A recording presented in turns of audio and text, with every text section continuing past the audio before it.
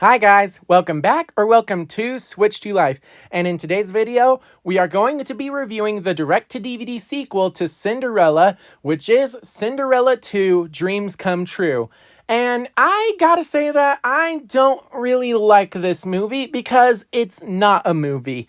So you may or may not know this, but this is an instance of Disney deciding to cancel a TV show, but they used the pilot episodes that was made as a this is what the show will be like situation and compiled it together into a movie. Because of that, well, there's a lot of problems with this, and unfortunately, among them is the animation. Because this was made with a TV show budget, the animation is kind of lacking. I really enjoy the background and the locations, those are really beautiful, but when it comes to the character movement and even the designs, they don't really match what they had in the original movie because, I don't know, there's just something wrong with them. Not to mention the fact that the character movement is not that fluid compared to the original film, and a big reason is the budget. They needed less frames to make the characters move, which just made it a lot less fluid. That being said, I think that the animation in this movie is way better than the animation in the original. Granted, that's just because the original was made over 50 years ago, back when this movie was made. So, in today's standards, this movie is extremely bad, whereas the Cinderella movie was groundbreaking with its animation. That's the divide of how this movie actually looks good, but unfortunately, it's still low quality animation by today's standards. Then there's also the music, which I gotta say, the music was really good. I mean, the background music, not so much. That was kind of forgettable. But the music where the characters are singing or you just hear some people singing in the background, that's actually really good. I really enjoyed the music here a lot better than I did in the original. Granted, it still leaves something to be desired, so there's that. As for the voice acting, I'd say they got a lot of good voice actors. They don't really sound like the characters from the original film, but I'd argue that, well, again, there's a 50-year gap between the making of those movies. Obviously, the original voice actors are either aged or no longer around anymore to make this movie, and then sound design has just gotten a lot better. It's also a lot easier to understand what the mice are saying, so there's that. And unfortunately, now we have to talk about the story, which I hate to say is nowhere near as good as the original, because the story here is that the mice decide to make a book about what happens to Cinderella after she got her happily ever after. So the mice are using a flashback to tell us three separate stories of what happened to the Cinderella cast after the original movie. And this is where the episodes come into play. So the first episode is called Aim to Please, and it's about what happens when Cinderella and the prince come back after their honeymoon. It turns out that the king, duke, and the prince are called to perform some royal duties in a far-off country. Some people have actually theorized that maybe they went to attend another Disney franchise's royal occasion, which I believe the most likely one is they went to Rapunzel and Eugene's wedding. So the story is, while they're gone, Cinderella is supposed to be in charge of preparing the royal banquet. And unfortunately, since Cinderella doesn't know how to be a princess, she has to learn how to do it from Prudence, who is the head servant who's in charge of everybody else, and making sure that the royal banquet goes off with no problems. Unfortunately, Prudence is not the best when it comes to preparing fun festivities. She tries to do the same thing over and over and over again to the point where it's just super boring. She's trying to hold up tradition, but that just means that things don't ever change, which means nothing is fun. So with that in mind, that means she's in charge of making sure that the decorations are either white or cream and that they have prunes for dessert. Ugh. And the worst part is that she's trying to control Cinderella because Cinderella is used to wearing common servant attire, but instead she's supposed to dress all fancy like a princess. So Cinderella decides, after getting some advice from Prudence about what needs to be done, to just take over and instead make the banquet actually interesting. Not just by inviting the royal people who are from other kingdoms, but the common folk from this kingdom as well. Her friends that she got to know back when she was just a commoner. And she even replaced the prune pudding with chocolate pudding, which in my opinion is way better. And then Prudence is there standing all, what the heck is happening?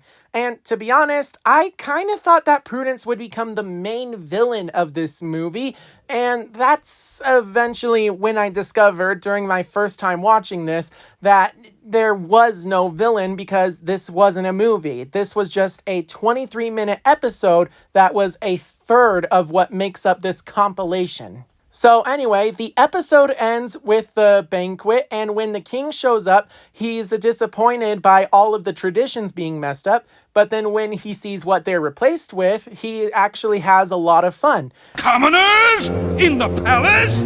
She simply refused to listen. Oh, hello, Giuseppe. So Cinderella is learning how to be a princess, but she's doing it in her own way. And I really love it because, well, a big complaint that I had with the original Cinderella is that Cinderella just wasn't a character. She was just a girl in a movie, and it just didn't really work out. But here, she's actually managed to grow a little bit on me because we see her go through a bit of a character arc, which, in my opinion, is really good. Now we flash forward to the present, where the mice are putting together a book, and then Fairy Godmother decides to help with magic, but then Jacques complains that he doesn't like magic, and then we actually hear the story of why he doesn't like magic. In the episode Tall Tales, we see that Jacques and the mice are feeling inferior. Since Cinderella lives in a castle, she has a bunch of guards to attend to all of the duties that needs attending. Meanwhile, the mice are just left to not be helpful to Cinderella. For Jacques, that's actually very sad because it means his life has no purpose.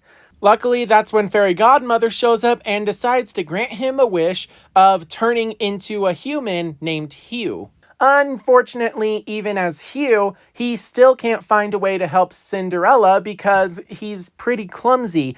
And unfortunately, he begins to be depressed because all of his mice buddies, they don't recognize him. So he's kind of all alone.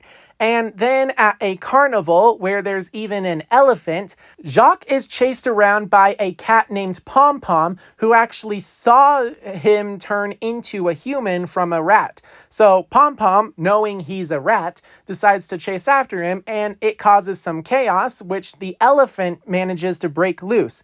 And then it's revealed that the only thing that can stop an elephant is a mouse, because we all know elephants are afraid of mice for some strange, irrational reason. So that's when Jacques asks Fairy Godmother to turn him back into a mouse, and so he learns to be happy just the way he is.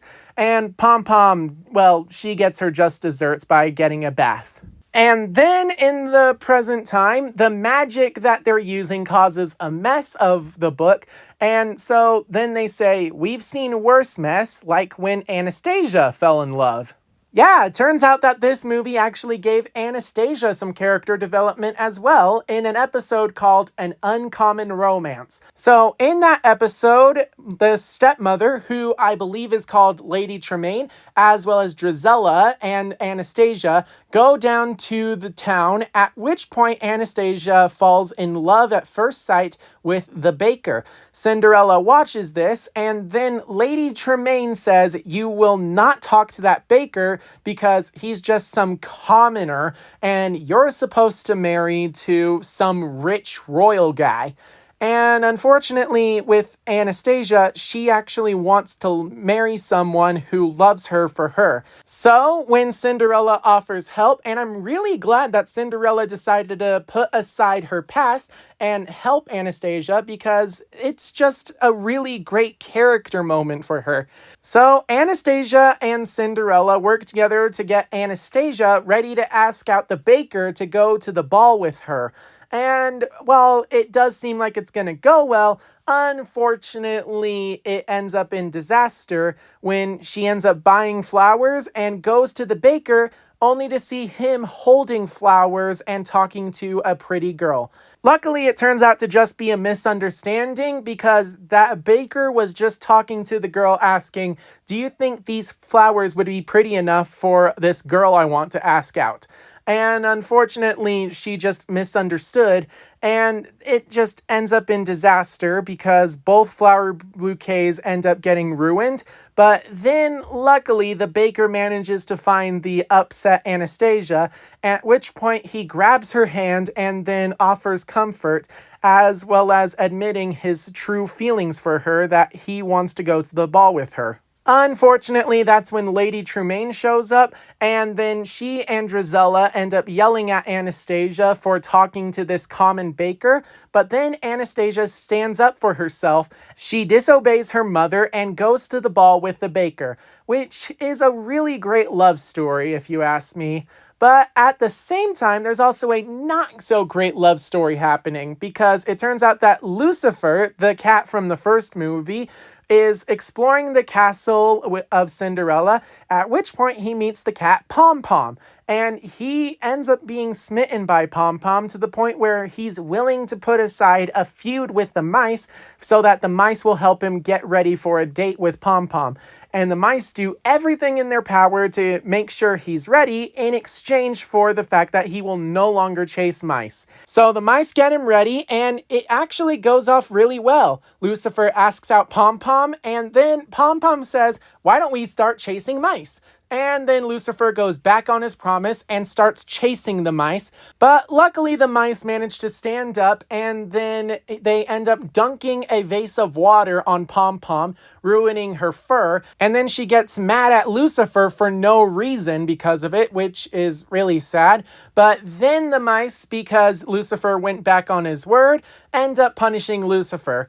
So I like that the story tried to give two characters their happy endings, but then Lucifer lost his chance at romance, but also Anastasia managed to find her chance at romance, which is really good. And I think that Drizella could actually find some chance at romance if the show was actually allowed to become a show. Instead, we flash forward back to the present where they manage to finish making the book, and then the mice go to Cinderella and offer it as a gift, and then Cinderella decides to read aloud the same book to the mice. And that's the end of the movie. So, honestly, this movie is not a movie. It's just 3 TV shows bundled together as a flashback being told in a book. These 3 episodes were the pilots that were shown to Disney to see if we made a Cinderella TV show, this is what it would be like. Disney said no to the show, but they allowed the episodes to still be released, which is really good if you ask me.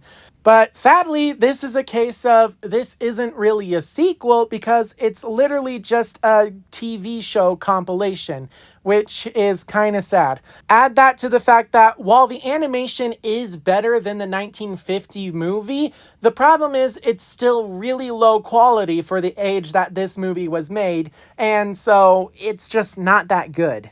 However, I will admit that because this was a TV show, this probably would have given a lot of character to the Cinderella cast. In fact, we see in the first episode that Cinderella, a character I criticized in the first movie for not having any character whatsoever, actually got some character development. Anastasia was allowed to become her own person as well, which is really good. Unfortunately, like I said, there's no real story because this is just a canceled TV show that's being promoted as a movie. But if you want an actual movie sequel with a real story, be sure to check out next week's video when I discuss Cinderella 3: A Twist in Time. But until then, I hope you guys decide to join my membership program by clicking the join button down below, or you can just do the free option and subscribe. But with that, I hope you're staying safe out there, and I will see you all in my next video. Bye bye.